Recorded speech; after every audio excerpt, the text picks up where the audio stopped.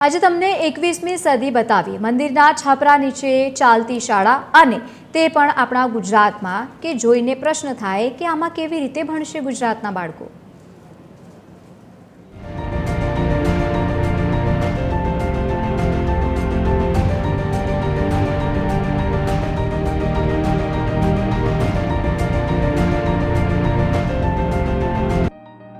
કાળઝાળ ગરમી અને તેમાં મંદિરના શેડ નીચે ભણતા વિદ્યાર્થીઓ। આ છે પાટણના સોજિત્રામાં ચાલતી શાળા। ગામમાં સર્વ શિક્ષા અભિયાન અંતર્ગત પ્રાથમિક શાળાના નવનિર્માણ માટે ગ્રાન્ટ મંજૂર તો થઈ ગઈ છે, પરંતુ 1 વર્ષ બાદ પણ હજુ શાળા બનાવવાની કામગીરી શરૂ થઈ નથી। ત્યારે ગ્રામજનોની માંગ છે કે જલ્દીથી શાળા બને।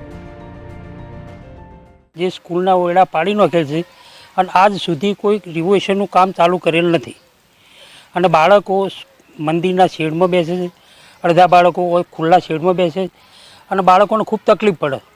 એને 6 જેટલા ઓરડા તોડી નાખવામાં આવ્યા છે અને તોડ્યા પછી કોઈ નવું કામકાજ માટે કોઈ કાર્યનું આગળ કોઈ ચાલુ કરી નહીં દીધી। 10 બાળકોએ હાલ દાખલા અહીંથી લઈ અને કોઈ બીજી સ્કૂલમાં ભણવા માટે મજબૂર થઈ ગયા। બરાબર, રોજે રોજ આવી રીતના થશે અને અમારા ગામની સંખ્યા ઘટી જશે।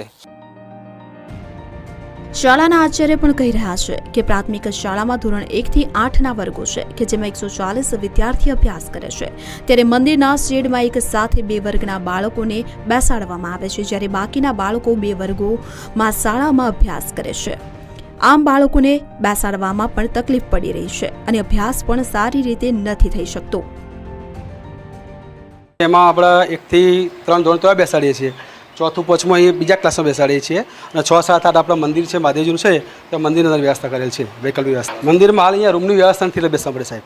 એટલે આપણે અહીંયા લગભગ 12 મહિના જેવું થઈ ગયું, બરાબર। હવે ટેન્ડરની કંઈક પ્રક્રિયા વહીવટી પ્રક્રિયા છે, આપણને ખ્યાલ નથી, પણ વહીવટી પ્રક્રિયામાં થોડુંક અટવાનું છે એટલે એના કારણે અમે અહીંયા વ્યવસ્થા કરી છે વૈકલ્પિક હાલ।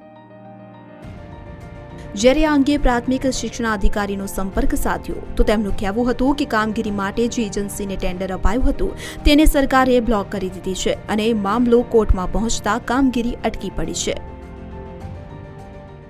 એ એજન્સીને રાજ્ય કક્ષાએથી બ્લેકલિસ્ટ જાહેર કરેલ છે, જેના કારણે એજન્સીને વર્ક ઓર્ડર આપેલ નથી, જેના કારણે હાલ કામ શરૂ થઈ શકેલ નથી। આ બાબતે અમારી ગ્રામજનોની બીજાની રજૂઆત આવતા અમે તાત્કાલિક સમગ્ર શિક્ષા ગાંધીનગર કચેરીને આ બાબતે જાણ કરી અને તાત્કાલિક એજન્સી નિયત કરવા।